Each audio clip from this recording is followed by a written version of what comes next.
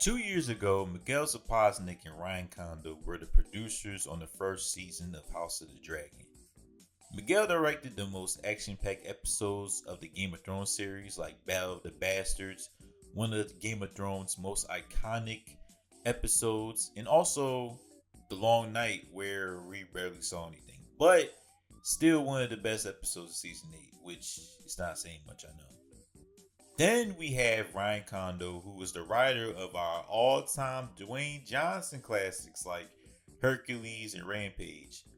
So going back to the first season of House of the Dragon, it was surprisingly great. Everything in that season happened quickly, but was very impactful. We were successfully introduced to all the new characters in House of the Dragon like Rhaenyra, Daemon, Alicent, King Verces, Otto Hightower, and yeah, even that bum Sir Christian Cole. Uh, the world of Westeros was interesting again, and mainly Miguel and Ryan were able to overcome the disaster aura that was season 7 and 8 of Game of Thrones. Then Miguel left. The man who's an experienced producer of Game of Thrones left the show, and Ryan is just left alone to host.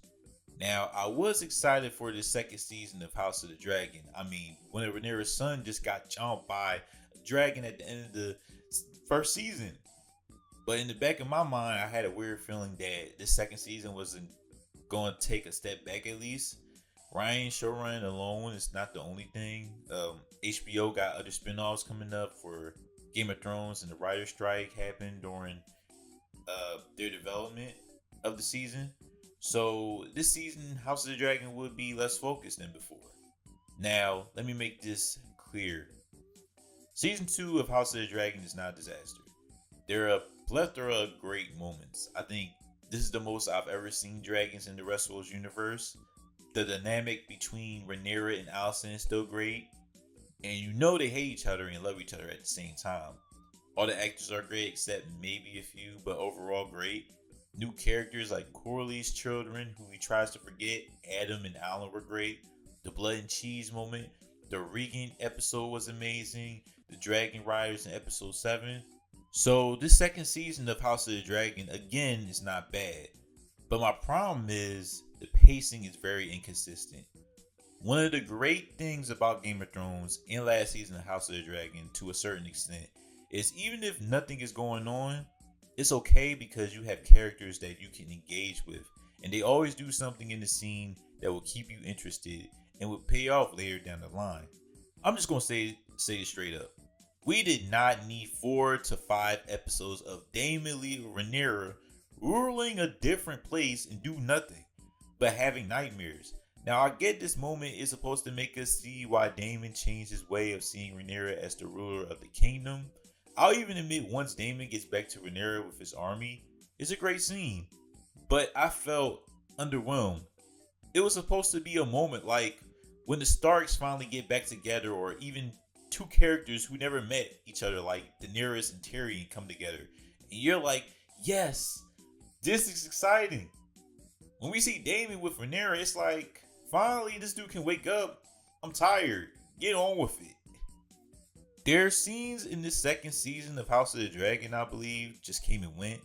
For example, Blood and Cheese. I'll just say that was supposed to be our wedding, and something that should haunt us for the rest of the series. Children were harmed.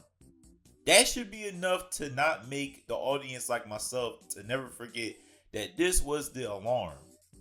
If Rhaenyra's son dying was the baseball bat, then Alicent's grandchild was the trash can that the baseball hit to make noise. After the episode, the aftermath of all that, personally, I just forgot about it until any of the characters mentioned that moment. I should feel that airiness of it, and I don't. They do the same thing with Rhaenyra's death later on in the 7th episode.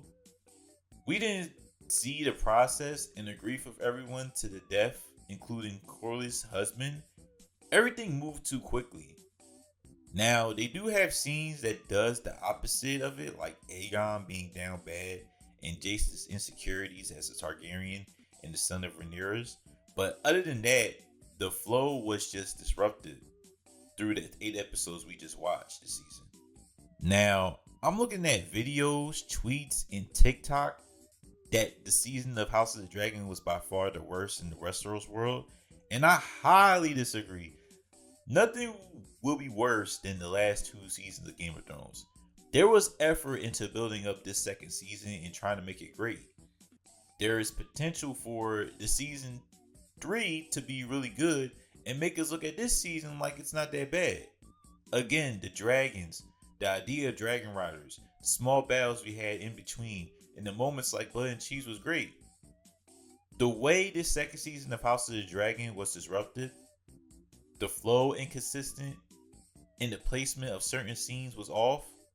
It's worse when you have a seventh episode ending with Dragon Riders and expecting for something to happen in the last episode, but then get the last episode, which stuff is happening to hype us up for the third season.